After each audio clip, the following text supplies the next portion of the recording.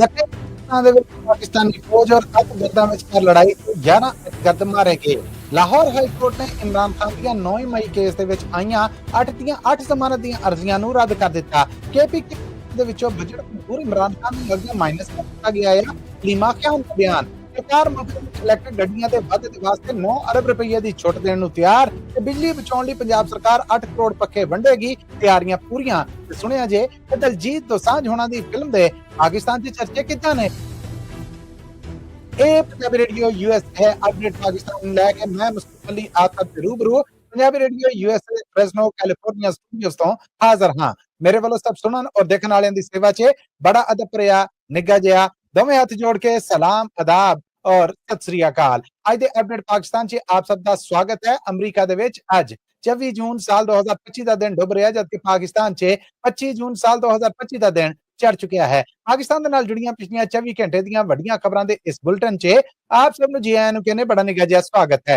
ये खबरां तुहाडे वास्ते पंजाबी रेडियो यूएस नेशनल और इंटरनेशनल रेडियो नेटवर्क नाल नाल साडे पंजाबी रेडियो यूएसए और पंजाबी टीवी यूएसए दे डिजिटल और सोशल मीडिया प्लेटफॉर्म्स ते भी ब्रॉडकास्ट कीतियां जांदियां ने। इन्हां खबरां नूं वेखण और सुणन वास्ते साडे इन्हां सारे चैनल्स नूं ज्वाइन करो, सबसक्राइब करो, घंटी का बटन दबाओ और इन्हां खबरां दा आनंद माणो। पाकिस्तान दे नाल जुड़ियां ये खबरां हफ्ते दे 5 दिन मंडे टू फ्राइडे तुहाडे लई पेश कीती ने। खबरां जो स्पॉन्सर करना होए तो साडा टेलीफोन नंबर 408 272 5200 और 08272 5200। अब पाकिस्तान दे नाल जुड़ियां खबरां चलने हां।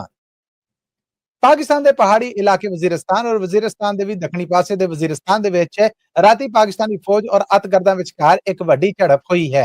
इस वड्डी झड़प दे विच 11 अतगर्द मारे गए ने जबकि फौज ने इस ऑपरेशन नूं क्लियर करार दे दिता है। इस मुकाबले दौरान पाकिस्तानी फौज दा एक मेजर और एक लांस नाइक भी मुकाबले दे विच अपनी जान दी बाजी हार गए।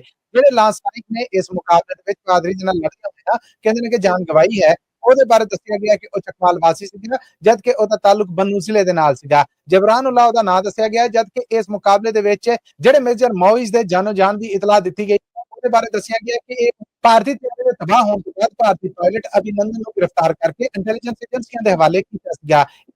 मोइज इन अतगर्दां दे नाल मुकाबले दे विच जान दी बाजी हार गया है। Pakistani federal interior minister Mohsin Naqvi होना ने इस मुकाबले दे उत्ते आख्या कि पाकिस्तान च अतगर्दी दी इस लहर दे पीछे भारती हत्थ है। ये लोग जिहड़े मुल्क दुश्मन ने और पाकिस्तान च खून खराबे दी कार्रवाइयां करदे ने असीं इन्हां नूं इन्हां दे ठिकाणिਆਂ ਤੋਂ खिच के लियावांगे और इन्हां दा पूरा पीछा करांगे। आख्या जा रहा है कि इस मुकाबले तो बाद इलाके नूं क्लियर कर दिता गया है।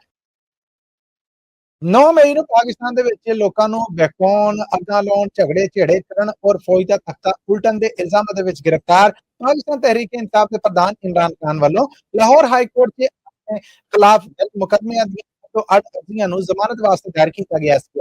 ਇਹ 8 ਮੁਕੱਦਮੇ ਸਨ ਜਿਹੜੇ ਸਾਰੇ 9 ਮਈ ਦੇ ਹਵਾਲੇ ਦੇ ਨਾਲ ਸਨ ਔਰ ਅੱਡੋ-ਅੱਡ ਥਾਣੇ ਅੱਡੋ-ਅੱਡ ਟਿਕਾਣਿਆਂ 'ਚ ਅੱਡੋ-ਅੱਡ ਇਲਜ਼ਾਮਾਂ ਸਿਰ ਦਰਜ ਸਨ। ਲਾਹੌਰ ਹਾਈ ਕੋਰਟ ਨੇ ਕਾਰਵਾਈ ਕਰਦਿਆਂ ਹੋਇਆਂ ਇਹ 8 ਜ਼ਮਾਨਤ ਦੀਆਂ ਅਰਜ਼ੀਆਂ ਰੱਦ ਕਰ ਦਿੱਤੀਆਂ ਨੇ।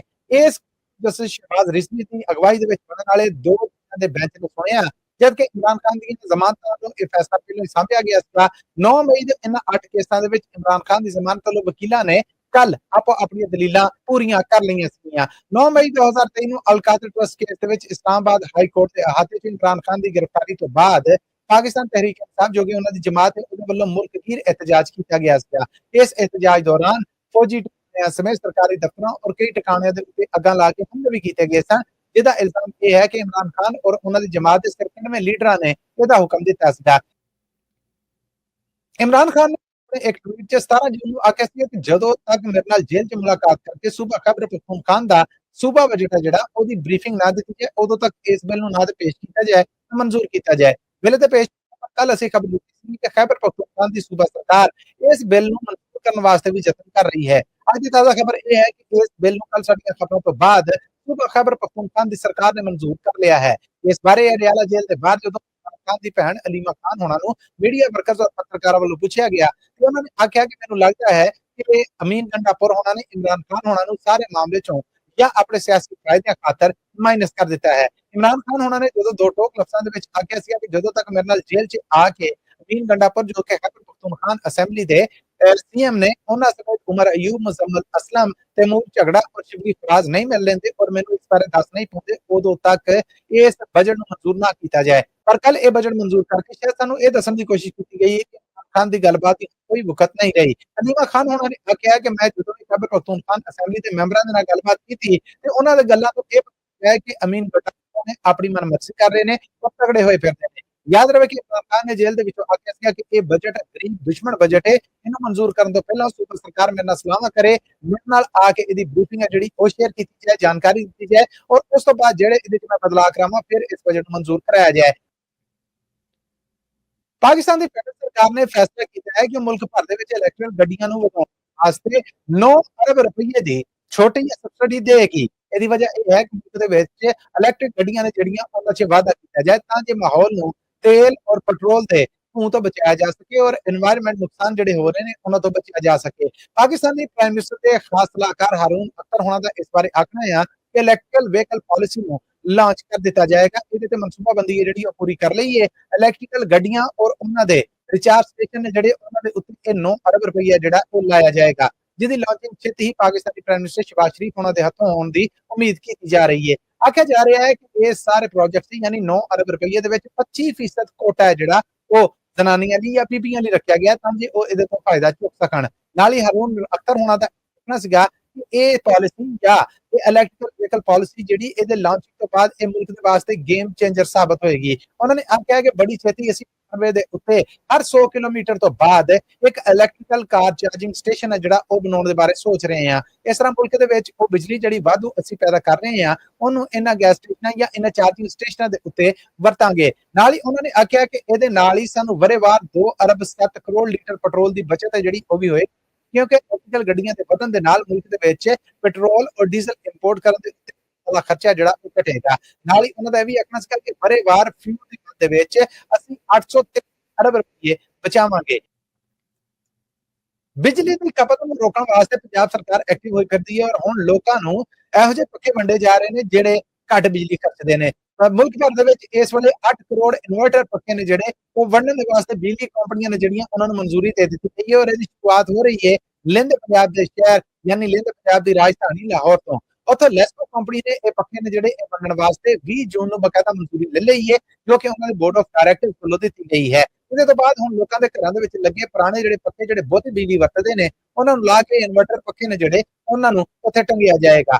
ਆਖਿਆ ਜਾ ਰਿਹਾ ਹੈ ਇਹਨਾਂ ਪੱਖਿਆਂ ਦਾ ਮੁੱਲ ਬਿਜਲੀ ਦੇ ਬਿੱਲਾਂ ਦੇ ਵਿੱਚ ਲੱਗ ਕੇ ਆਏਗਾ ਔਰ ਕਿਸ਼ਤਾਂ 'ਚ ਲੋਕਾਂ ਨੂੰ ਇਹ ਤਾਰਨਾ ਪਏਗਾ ਤਾਂ ਕਿ ਉਹਨਾਂ ਦੇ ਬੋਝਿਆਂ ਦੇ ਉੱਤੇ ਭਾਰਾ ਨਾ ਪਵੇ। ਪਰ ਇਹਦੇ ਨਾਲ ਜਦੋਂ ਇਹ ਪੱਖੇ ਲੱਗ ਜਾਣਗੇ ਗਰਮੀ ਦੇ ਦਿਨਾਂ ਤੋਂ ਅੱਡ ਵੀ ਬਿਜਲੀ ਦੀ ਖਪਤ ਦੇ ਵਿੱਚ ਵੱਡੀ ਗਿਣਤੀ 'ਚ ਘਾਟਾ ਹੋਣ ਦੀ ਉਮੀਦ ਕੀਤੀ ਜਾ ਰਹੀ ਹੈ। ਆਖਿਆ ਜਾ ਰਿਹਾ ਹੈ ਕਿ ਇਹਨਾਂ 8 ਕਰੋੜ ਇਨਵਰਟਰ ਪੱਖਿਆਂ ਦੀ ਟੈਕਨੋਲੋਜੀ ਦੇ ਨਾਲ ਹੀ ਬਿਜਲੀ ਦੀ ਜਿਹੜੀ ਐਫੀਸ਼ੀਐਂਸੀ ਉਹਦੇ 'ਚ ਫਰਕ ਆਏਗਾ। National energy efficiency and conservation association authority ਦਾ ਯਾਨੀ ਮਹਿਕਮਾ ਦੇ ਮਹਿਕਮੇ ਦਾ ਆਖਣਾ ਹੈ ਕਿ ਅਸੀਂ ਇਹਨੂੰ ਬਾਕਾਇਦਾ ਸੈਸ਼ਨ ਵਾਈਜ਼ ਦੀ ਮਨਜ਼ੂਰੀ ਦਾਂਗੇ। ਹੁਕੂਮਤੀ ਦਾਅਵਿਆਂ ਦੇ ਵਿੱਚ ਆਖਿਆ ਜਾ ਰਿਹਾ ਹੈ ਕਿ ਇਹਦੇ ਨਾਲ ਵਰੇਵਾਰ 5000 ਮੈਗਾਵਾਟ ਬਿਜਲੀ ਹੈ ਜਿਹੜੀ ਉਹ ਬਚਾਈ ਜਾ ਸਕੇਗੀ। ਇਹਨਾਂ 8 ਕਰੋੜ ਪੱਖਿਆਂ ਦੇ ਲੱਗਣ ਤੋਂ ਬਾਅਦ ਹੁਣ ਆਮ ਲੋਕਾਂ ਦੇ ਬਿੱਲ ਦੇ ਵਿੱਚ ਕੀ ਫਰਕ ਪੈਂਦਾ ਹੈ ਇਹ ਆਉਣ ਵਾਲੇ ਦਿਨਾਂ ਦੇ ਵਿੱਚ ਪਤਾ ਲੱਗੇਗਾ। ਮਸ਼ਹੂਰ ਗਾਇਕ ਔਰ ਫਿਲਮ ਸਟਾਰ ਦਿਲਜੀਤ ਦੋਸਾਂਝ ਹੋਣਾ ਦੀ ਨਵੀਂ ਫਿਲਮ ਆ ਰਹੀ ਹੈ ਸਰਦਾਰ ਜੀ 3 ਜਿਹੜੀ 27 ਜੂਨ ਨੂੰ ਲਾਂਚ ਹੋ ਜਾ ਰਹੀ ਹੈ ਔਰ ਇਸ ਫਿਲਮ ਦੀ ਖਾਸ ਗੱਲ ਹੈ ਇਹਦੇ ਵਿੱਚ ਪਾਕਿਸਤਾਨੀ ਐਕਟਰੈਸ ਆਨੀਆ ਅਮਰ ਹੋਣਾ ਤੇ ਜਲਵੇ ਜਿਹੜੀਆਂ ਪਹਿਲੀ ਵਾਰ ਕਿਸੇ ਪੰਜਾਬੀ ਫਿਲਮ ਦੇ ਵਿੱਚ ਆ ਰਹੀਆਂ ਉਹਨਾਂ ਦੇ ਫੁੱਲ ਕੈਰੀਅਰ ਦੀ ਇਹ ਪਹਿਲੀ ਪੰਜਾਬੀ ਫਿਲਮ ਹੈ ਜਿਹਦੇ ਚਰਚੇ ਪਾਕਿਸਤਾਨ 'ਚ ਵੀ ਨੇ ਔਰ ਭਾਰਤ 'ਚ ਨੇ। ਪਾਕਿਸਤਾਨ ਦੇ ਵਿੱਚ ਤੇ ਚਰਚੇ ਚੰਗੇ ਨੇ ਪਰ ਭਾਰਤ ਦੇ ਵਿੱਚ ਚਰਚੇ ਨੇ ਜਿਹੜੇ ਮੰਦੇ ਨੇ।